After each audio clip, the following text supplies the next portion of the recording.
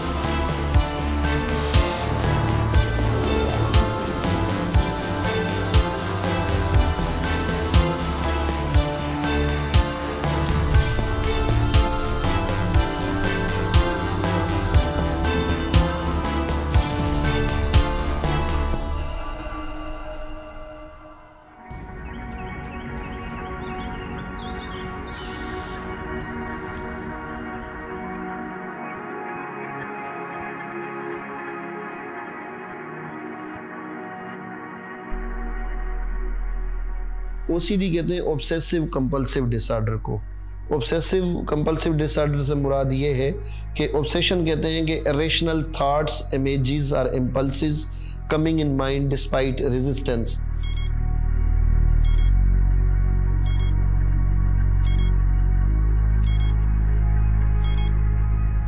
काफ़ी डिफ़िकल्ट होता है उस शख्स के लिए जो उसका शिकार हुआ होता है। जेनेटिक प्रीडिस्पोजिशन ऑफ कोर्स इसमें भी होती है, लेकिन इसमें भी एनवायरनमेंट और लर्निंग का बहुत बड़ा हाथ होता है। इसमें ये होता है कि इंसान ऑब्सेस्ड हो जाता है, कोई बात जहन में आ जाती है, निकलती नहीं है। आमतौर पे जब हम सब इंसान सफाई सुथराई का ध्यान रखते हैं तो उसके बाद हमें एक इत्मीनान हो जाता है कि मैंने अपनी जगह क्लीन कर ली है। लेकिन इस बीमारी के साथ प्रॉब्लम ये है कि आपको कभी सेटिस्फेक्शन नहीं मिलती और आपको हर बार यही लगता है कि आप जितनी भी कोशिश कर लें वो ठीक नहीं होगी। मैं एजिटेटेड हूँ, मैं जानता हूँ ये सेंसलेस बात है, रेपिटेटिव है, इंट्रूसिव है, सेंसलेस है, इरैशनल है और मेरे अपने दिमाग का प्रोडक्ट है। मैं जानता हूँ ये बात कोई और नहीं सिखा रहा मुझे, मैं जानता हूँ ये मेरा अपना दिमाग सोच रहा है। सोचे मेरी बेचैनी का आलम। अब वो सोच कई दफ़ा उसके कॉन्टेक्स्ट के मुताबिक होती है, जो उसके हालात होते हैं उन्हीं के मुताबिक सोचें होती हैं। कई दफ़ा वो बिल्कुल रैंडम सोच होती है, उसका हकीकत से कोई ताल्लुक नहीं होता, मगर पेशेंट हेल्पलेस होता है उस सोच को ओवरकम करने के लिए। मैं अपने आप को कोस भी रहा हूँ इस बात पे और एंजाइटी इसकी वजह से मुझे जो हो रही है जो घबराहट और जो बेचैनी हो रही है वो इस नौइयत की है कि मुझे पसीना भी आ रहा है, मेरे दिल की धड़कन भी तेज़ हो रही है, मैं हाथ भी मसले चले जा रहा हूँ, मुझे बेचैनी कम नहीं हो रही है। और फिर इस बेचैनी से छुटकारा हासिल करने के लिए कंपल्सिवली मैं कुछ काम करता हूँ। यानी हम उस थॉट को जो मेरे लिए डिस्ट्रेस का बायस है दूर करने के लिए, अनडू करने के लिए, जो डिफेंस मैकेनिज्म, अगर हम साइको एनालिसिस में जाएं तो हमारे अपने नेचुरल इंस्टिंक्ट का कुछ तरीके हैं, कुछ डिफेंसेस हैं जो नेचुरली होते हैं और वो हमारे सबकॉन्शियस माइंड का हिस्सा होते हैं, हम जानते बूझते नहीं करते, वो हमारा लाशऊर हमसे करवाता है। तो हम कुछ कंपल्जन्स लेके आते हैं, फिर हम एक रूटीन बना लेते हैं कि अच्छा मैंने काउंट करके इतनी मरतबा चेकिंग करनी है तो फिर मुझे डिस्ट्रेस नहीं होगा, वो थॉट्स परेशान नहीं करेंगे। यानी कि ऐसे फजूल ख्यालात, वसवसे, सोचें दिमाग में आए जिनको वो इंसान हटाने की भी कोशिश करे लेकिन वो उसके जहन से न निकले। तो अमूमन जो है OCD में लोगों को मुख्तलिफ तरह के वसवसे आते हैं, इसे वसवसों की बीमारी कहते हैं। There are variety of thoughts, but the most prominent ones are the cleanliness. कुछ लोगों को जो है ये होता है कि उनके हाथ साफ नहीं है, बार बार हाथ साफ करते रहेंगे, या थोड़ी जगह पे किसी जगह पे भी टच किया तो वो कहेंगे कि हाथ साफ नहीं है, दोबारा बार बार धोते रहेंगे, तसल्ली नहीं होगी। इसी तरह ये सोचों की रेंज वेरिएट करती है बहुत। किसी को पाकी नापाकी से रिलेटेड बहुत सोचें होती हैं, वो पूरा दिन नहाने धोने वुज़ू करने में लगा देते हैं क्योंकि उनको वो सोचें बहुत डिस्टर्ब कर रही होती हैं। उसमें सफाई का बहुत ज़्यादा ख्याल किया जाता है, बार बार हाथ धोते हैं, बार बार जो है किसी हाथ मिलाते हैं तो हाथ धोते हैं।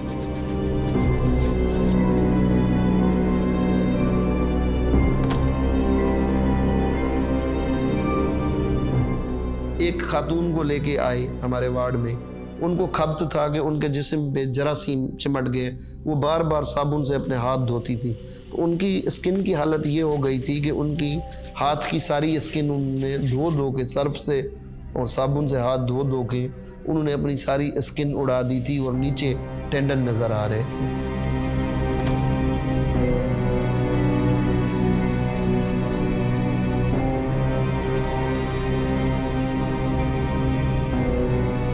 वो जानते हैं कि ये चीज़ प्रॉब्लमैटिक है, वो जानते हैं कि यहाँ से स्किन ख़राब हो रही है और अफेक्ट हो रही है, लेकिन वो अपने इस हाथ धोने की कैफियत को कंट्रोल नहीं कर सकते। तो एट अ पॉइंट वो इसलिए नहीं कंट्रोल कर सकते क्योंकि जो हमारे वही जिन केमिकल चेंजेस की मैं आपसे जिक्र कर रही थी उनमें से एक केमिकल सेरोटोनिन है।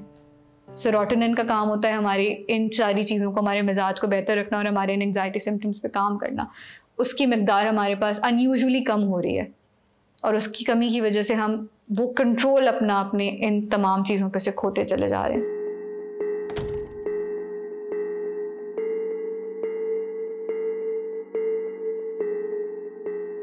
At times patient excessively religious होना शुरू हो जाता है as a compensation।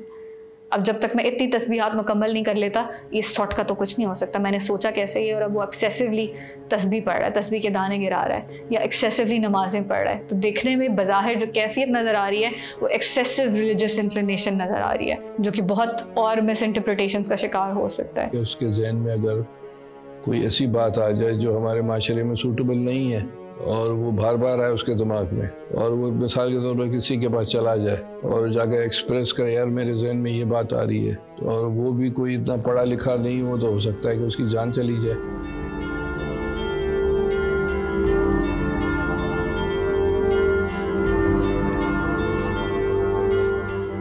घर में चाहते हैं कि एवरीथिंग परफेक्टली हो और कोई उसमें गड़बड़ नहीं हो।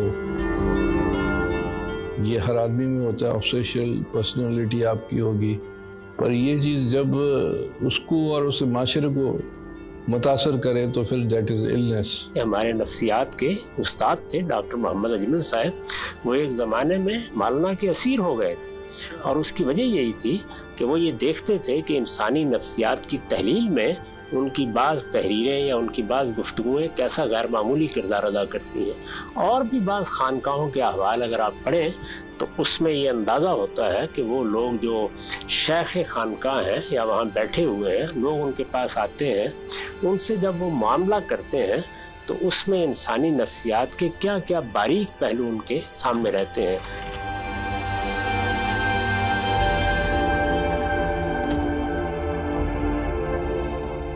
इसी तरह से घर से निकलते वक्त अगर मैंने घर के दरवाजे को 18 या 16 दफ़ा चेक नहीं किया है तो मैं अब घर से एग्जिट नहीं कर सकता।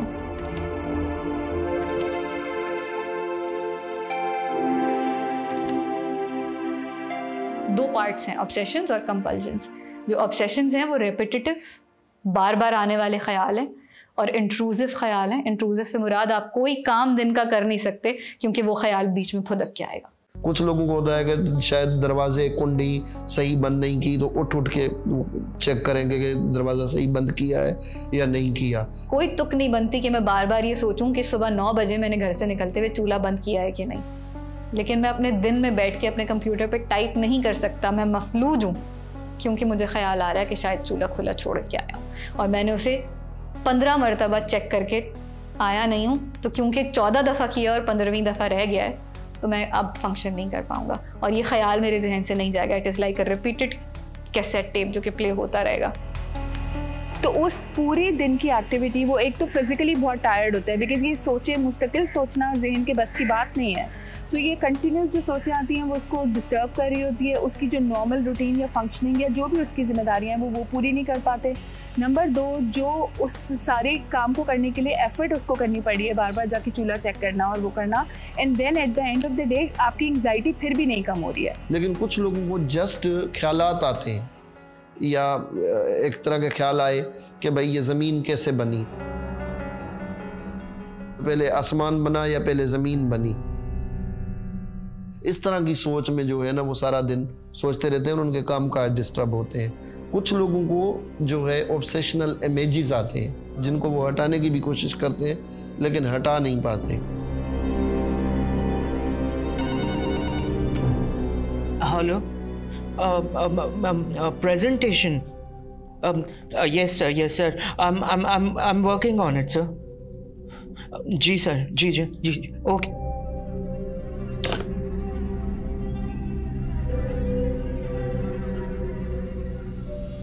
ऑब्सेसिव कंपल्सिव डिसऑर्डर की कुछ एग्जांपल्स जो हमने डिस्कस किए, उसकी भी कॉजेज़ में अगर हम जाएं तो कॉजेज़ पिन पॉइंट करना मुश्किल है।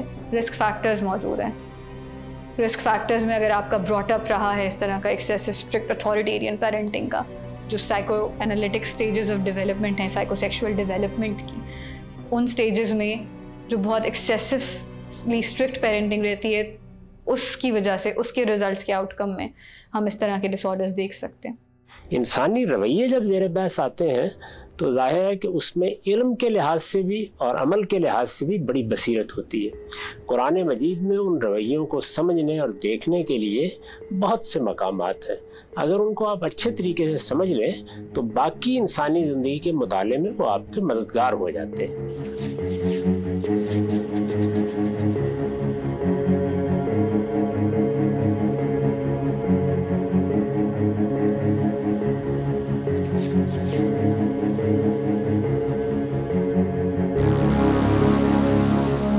एक शख्स है, ओपीडी का एक पेशेंट है, हम बैठे हैं, अब हम चाह रहे हैं कि वो दरवाजे से आए और बैठे और अपना हाल कहे हमसे ताकि हम उससे बात कर सकें। वो शख्स दाखिल हो रहा है, एक स्टेप उठाया है, उसके बाद रुक गया, उसके बाद दूसरा स्टेप उठाया है, फिर एक स्टेप पीछे ले लिया। अब आप सोच में पड़े हुए हैं कि यार मैं घड़ी को भी देख रहे हैं बार बार। अब आप सोच रहे हैं कि यार ये आए बैठे मैं बात करना शुरू करूं, कॉन्वर्सेशन भी नहीं हो सकती इस तरह। तो जो मेरे दिमाग में एक पिक्चर बनना शुरू होती है, मैं सोच रहा हूँ कहीं इसके बिहेवियर की डिसऑर्गेनाइजेशन है, कोई मसला चल रहा है। ये ऑब्सेशनल स्लोनेस है। इरफान, बाहर क्यों खड़े हो? अंदर आओ। जी sir. All okay? Yes sir. Presentation पे काम कर रहे थे, 3 दिन से पेंडिंग है, क्या हुआ? सर वो तो हो रही है ना, बस I am just doing the last moment sequence sir. Last moment changes 3 दिन से पेंडिंग है, अभी भी लास्ट मोमेंट चेंजेस चाहिए आपको? कब तक कंप्लीट करोगे? सर बस 2 घंटे में। तो 3 दिन का काम तुम 2 घंटे में कंप्लीट कर लोगे? मैं आपको अगले 2 घंटे में दे रहा हूँ। I need the presentation by day and at all cost. जी सर। एंग्जाइटी जो है वो एक इज़्तिराब की कैफियत है, बेचैनी की कैफियत है। थोड़ी बहुत एंग्जाइटी हम सब में होती है। अगर हम में एंग्जाइटी ना हो तो हम ज़िंदगी में शायद कुछ कर ही ना सकें, अपनी चीज़ें के लिए कोशिश ही ना करें, अपनी चीज़ें वो हासिल ही ना कर सकें ज़िंदगी में। सारा दिन उनका चीज़ों को तरतीब में रखने में इतना गुजरता है कि उनके ज़िंदगी के और काम काज डिस्टर्ब होना शुरू हो जाते हैं। ये भी एक OCD की किस्म है कि बहुत ज़्यादा वसवसे, सोचें, फजूल, हालांकि वो समझते हैं कि ये फजूल कर रहे हैं, नहीं करना चाहिए, लेकिन उनकी सेटिस्फेक्शन नहीं होती, उनकी तसल्ली नहीं होती उन चीज़ों को करने के बाद भी।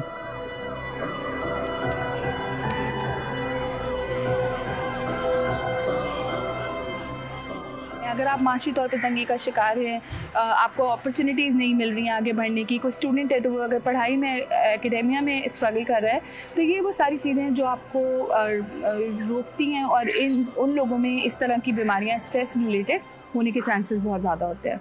एंग्जाइटी तो हर आदमी को होती है, मुझे भी होती है, आपको भी होती है, सब आदमियों को होती है, सब औरतों को होती है। ख़तरनाक नहीं होती है, it's not a very serious thing, it can be treated easily. Medicines हैं और साइकोथेरेपी की अगर ज़रूरत है तो साइकोथेरेपी भी हो सकती है।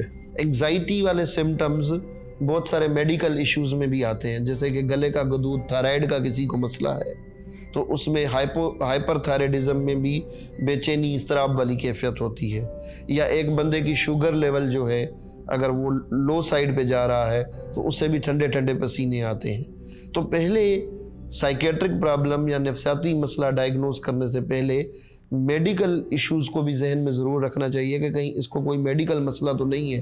Psychotherapy is a very effective tool for the treatment of all the psychiatric illnesses, including bipolar disorder and obsessive compulsive disorder. There are certain therapies like cognitive behavior therapy है, insight therapy है, schema therapies हैं, जिसमें मरीज़ को sensitize किया जाता है, उसको अपने थॉट्स को रोकने का तरीका बताया जाता है और इन थॉट्स को जब थॉट्स आएंगे तो उसके बाद उस रिचुअल को करने से रोकने की ट्रेनिंग दी जाती है। ऑब्सेसिव कंपल्सिव डिसऑर्डर उन डिसऑर्डर्स में से जो थोड़े से ज़िद्दी हैं, टाइम लेते हैं। हर मरीज़ एक डिफरेंट टेम्पलेट होता है।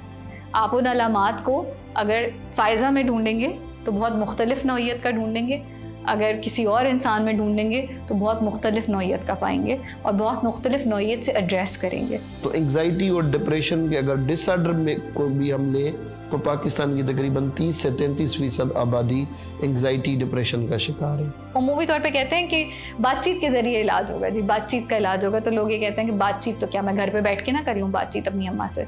There are certain techniques, there are certain methods that need to be applied.